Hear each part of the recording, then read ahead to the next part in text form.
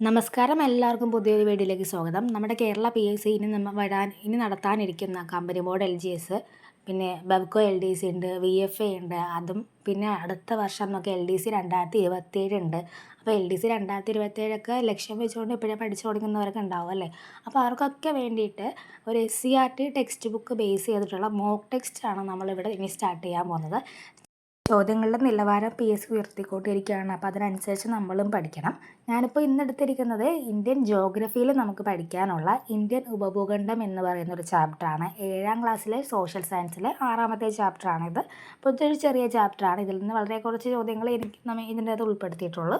അപ്പോൾ ഈ ഒരു വീഡിയോ കണ്ടിട്ട് ഇനി ഇതിനെക്കുറിച്ചുള്ള അഭിപ്രായങ്ങൾ നിങ്ങൾ പറയുക. ഇത് കണ്ടിന്യൂ ചെയ്യണോ, അതിൻ്റെ ക്വസ്റ്റ്യൻസ് എങ്ങനെയുണ്ടെന്നൊക്കെ പറയണം. അതനുസരിച്ച് വേണം നമുക്ക് ബാക്കിയുള്ള ചാപ്റ്റേഴ്സ് പെട്ടെന്ന് ചെയ്തു തുടങ്ങാനായിട്ട്.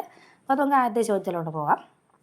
അപ്പോൾ നമ്മുടെ ആദ്യത്തെ ചോദ്യം എന്താണ്? നമ്മൾ ആദ്യത്തെ ചോദ്യം നോക്കാം. ചോദ്യം ഇതാണ്: ഏഷ്യ ഭൂഖണ്ഡത്തിൻ്റെ തെക്ക് ഭാഗത്തെ ഇതര ഭാഗങ്ങളിൽ നിന്നും ഭൂമിശാസ്ത്രപരമായി വേറിട്ട് നിർത്തുന്നത്. ഏഷ്യ ഭൂഖണ്ഡത്തിൻ്റെ തെക്ക് ഭാഗത്തെ ഇതര ഭാഗങ്ങളിൽ നിന്നും ഭൂമിശാസ്ത്രപരമായി വേറിട്ട് നിർത്തുന്നത് എന്താണ്? ഉത്തരം ഓപ്ഷൻ ബി ആണ്, പാമീർ പീഠഭൂമി. പാമീർ പീഠഭൂമിയാണ് ഏഷ്യ ഭൂഖണ്ഡത്തിൻ്റെ തെക്ക് ഭാഗത്തെ ഇതര ഭാഗങ്ങളിൽ നിന്നും ഭൂമിശാസ്ത്രപരമായിട്ട് വേറിട്ട് നിർത്തുന്നത്. രണ്ടാമത്തെ ചോദ്യം നോക്കാം. താഴെ തന്നിരിക്കുന്ന പ്രസ്താവനകൾ വിലയിരുത്തുക. ആദ്യത്തെ സ്റ്റേറ്റ്മെൻറ്റ്: ഇന്ത്യൻ ഭൂഖണ്ഡത്തിൻ്റെ പടിഞ്ഞാറ് അതിർത്തി ഇന്ത്യൻ മഹാസമുദ്രമാണ്. രണ്ടാമത്തെ സ്റ്റേറ്റ്മെൻറ്റ്: ഒരു രാജ്യത്തിൻ്റെ പേരിൽ അറിയപ്പെടുന്ന ഏക സമുദ്രമാണ് ഇന്ത്യൻ മഹാസമുദ്രം. സ്റ്റേറ്റ്മെൻറ്റ് നിങ്ങൾക്ക് എല്ലാവർക്കും മനസ്സിലായോ?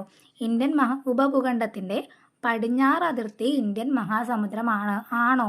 ശരിയാണോ ഈ സ്റ്റേറ്റ്മെൻറ്റ്? പടിഞ്ഞാറ് അതിർത്തി ഇന്ത്യൻ മഹാസമുദ്രമാണോ? അല്ല, തെറ്റാണ്. ഇന്ത്യൻ ഉപഭൂഖണ്ഡത്തിൻ്റെ തെക്കേ അതിർത്തിയാണ് ഇന്ത്യൻ മഹാസമുദ്രം.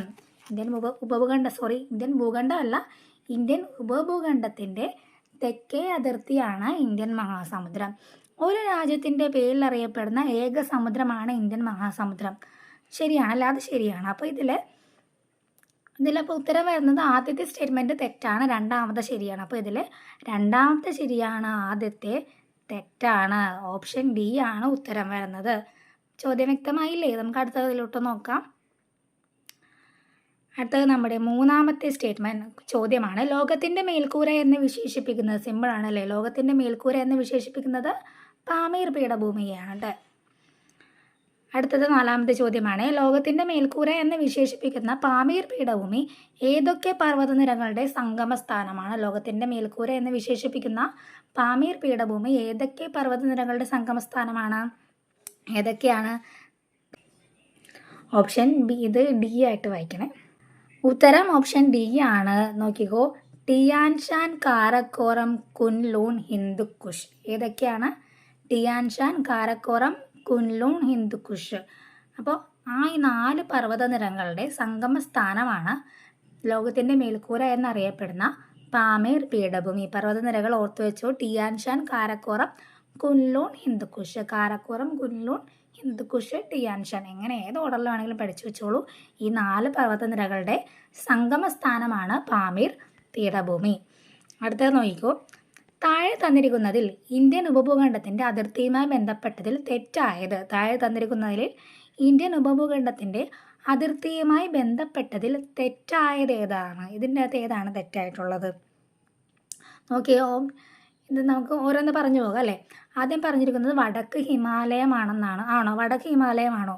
ശരിയാണ്, വടക്ക് ഹിമാലയമാണ്. രണ്ടാമത് തെക്ക് ഇന്ത്യൻ മഹാസമുദ്രമാണ്. തെക്ക് ഇന്ത്യൻ മഹാസമുദ്രമാണ്, അതും ശരിയാണ്.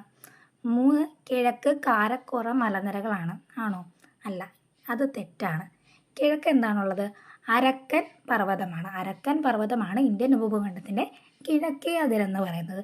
പടിഞ്ഞാറ് ഹിന്ദുക്കുഷാണ്, അത് ശരിയാണ്. അപ്പോൾ ഇതിൽ ഓപ്ഷൻ സി ആണ് ഉത്തരം വരുന്നത് കേട്ടോ. ഓപ്ഷൻ സി ആണ്. തെറ്റായത് ഏതെന്നാണ് ചോദിച്ചിട്ടുള്ളത്. തെറ്റായത് ഓപ്ഷൻ സി ആണ്. കിഴക്ക് കാരക്കോറം മലനിരകൾ എന്നുള്ള തെറ്റാണ്. ശരിയായിട്ട് എന്താണ് വരേണ്ടത്? കിഴക്ക് അരക്കൻ പർവ്വതമാണ്. ഇന്ത്യൻ ഉപഭൂഖണ്ഡത്തിൻ്റെ കിഴക്കേ അതിർത്തി എന്ന് പറയുന്നത് അരക്കൻ പർവ്വതമാണ്. കിട്ടിയില്ലേ അത്? നമുക്ക് അടുത്ത ചോദ്യം നോക്കാം. അടുത്തത് വീണ്ടും ഒരു സ്റ്റേറ്റ്മെൻ്റ് ആണ് കേട്ടോ. ഞാൻ കുറച്ച് സ്റ്റേറ്റ്മെൻറ്റ് ക്വസ്റ്റ്യൻസ് ആണ് ഞാൻ കൂടുതലും ഇൻക്ലൂഡ് ചെയ്യാൻ ശ്രമിച്ചത്. അപ്പോൾ അടുത്തത് നോക്കാം.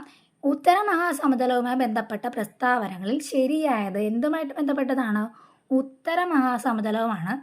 ശരിയായതാണ് ചോദിച്ചിട്ടുള്ളത്. അപ്പോൾ നമുക്ക് സ്റ്റേറ്റ്മെൻറ്റ് വായിക്കാം. ഹിമാലയ പർവ്വതനിരകൾക്ക് തെക്ക് ഭാഗത്തായി വ്യാപിച്ചെടുക്കുന്ന വിശാലമായ സമതല പ്രദേശം. ശരിയാണോ? ആണ്. ഹിമാലയ പർവ്വതനിരകൾക്ക് തെക്ക് ഭാഗത്താണ് വ്യാപിച്ച് കിടക്കുന്നത്. 2. സിന്ധു ഗംഗ ബ്രഹ്മപുത്ര എന്നീ നദികൾ വഹിച്ചുകൊണ്ടുവരുന്ന എക്കൽ നിക്ഷേപങ്ങളാലാണ് അതിവിശാലമായ ഈ സമതലം രൂപപ്പെട്ടിട്ടുള്ളത്. സിന്ധു, ഗംഗ, ബ്രഹ്മപുത്ര എന്നീ നദികൾ വഹിച്ചുകൊണ്ടുവന്ന എക്കൽ നിക്ഷേപങ്ങളാലാണ് അതിവിശാലമായ ഈ സമതലം രൂപപ്പെട്ടിട്ടുള്ളത്. ശരിയാണോ? ശരിയാണ്, അതും ശരിയാണ്. അടുത്തത്, ഈ സമതല പ്രദേശങ്ങൾ ഉപഭൂഖണ്ഡത്തിൻ്റെ കിഴക്ക് മുതൽ പടിഞ്ഞാറ് വരെ വ്യാപിച്ചു കിടക്കുന്നു. ആണ്, കിഴക്ക് മുതൽ പടിഞ്ഞാറ് വരെയാണ് വ്യാപിച്ചു കിടക്കുന്നത്. അപ്പം ഇത് ശരിയാണ്, ഇത് ശരിയാണ്, ഇത് ശരിയാണ്. അപ്പോൾ എല്ലാം ശരിയാണ്. അപ്പോൾ ഉത്തരം വരുന്നത് ഓപ്ഷൻ ഡി ആണ് കേട്ടോ. അടുത്തത് നോക്കാം. തന്നിരിക്കുന്ന സൂചനകളിൽ നിന്നും ഭൂവിഭാഗത്തെ തിരിച്ചറിയുക. സൂചനകൾ നമുക്ക് വായിക്കാം.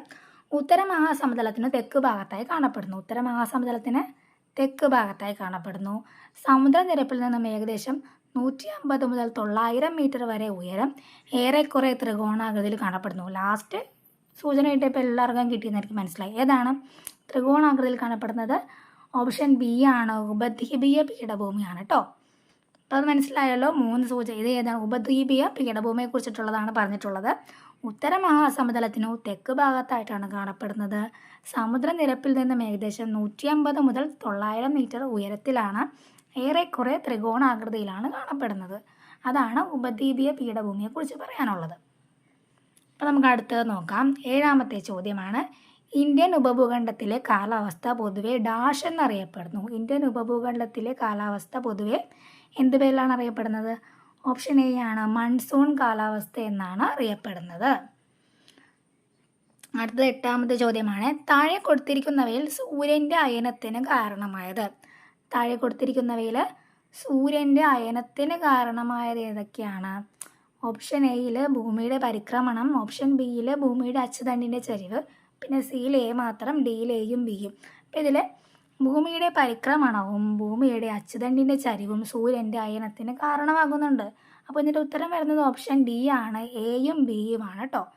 അപ്പം ഞാനിപ്പോൾ ഇന്നെടുത്തത് ഇന്ത്യൻ ജോഗ്രഫിയിലെ 7ാം ക്ലാസ്സിലെ ചാപ്റ്ററാണ്. അപ്പോൾ നാളെ നമുക്കിനി ഇന്ത്യൻ ഹിസ്റ്ററി പഠിക്കാം. അപ്പോൾ ഇന്ത്യൻ ജോഗ്രഫി കംപ്ലീറ്റ് ആക്കിയിട്ട് ഇന്ത്യൻ ഹിസ്റ്ററി പഠിക്കാൻ തുടങ്ങി കഴിഞ്ഞാൽ ചിലപ്പോൾ നമുക്ക് എക്സാമിന് മുന്നേ ഇത് തീർക്കാൻ പറ്റിയില്ലെങ്കിലും നമുക്കിങ്ങനെ ചിലപ്പോൾ ഒരു ടോപ്പിക്ക് തന്നെയാണെങ്കിൽ ചിലപ്പോൾ ബോറടിക്കാൻ ചാൻസ് ഉണ്ട്. അപ്പോൾ നമുക്ക് ഇന്നൊരു ടോപ്പിക്ക്, നാളെ വേറൊരു ടോപ്പിക്ക്, അങ്ങനെ നോക്കി പോകാം. അതായിരിക്കും കുറച്ചും കൂടി നല്ലത്. അപ്പോൾ നാളെ നമുക്ക് അടുത്ത ദിവസം, നാളെ എന്ന് പറയുന്നില്ല, അടുത്ത ദിവസം നമുക്ക് ഇന്ത്യൻ ഹിസ്റ്ററിയിലെ ചാപ്റ്റർ നോക്കാം. ചാപ്റ്റർ ഏതാണെന്നുള്ളത് ഞാൻ കമ്മ്യൂണിറ്റി പോസ്റ്റിൽ ഇട്ടേക്കാം. തലേദിവസം തന്നെ വീഡിയോ ഇടുന്നതിന് തലേദിവസം ഞാൻ കമ്മ്യൂണിറ്റി പോസ്റ്റിൽ ഇട്ടേക്കാം.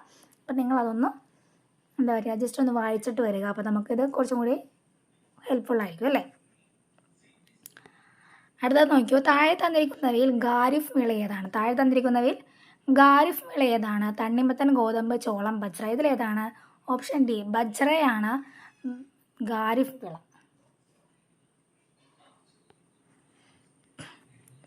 10ാമത്തെ ചോദ്യമാണ്. ചേരുംപടി ചേർക്കുക.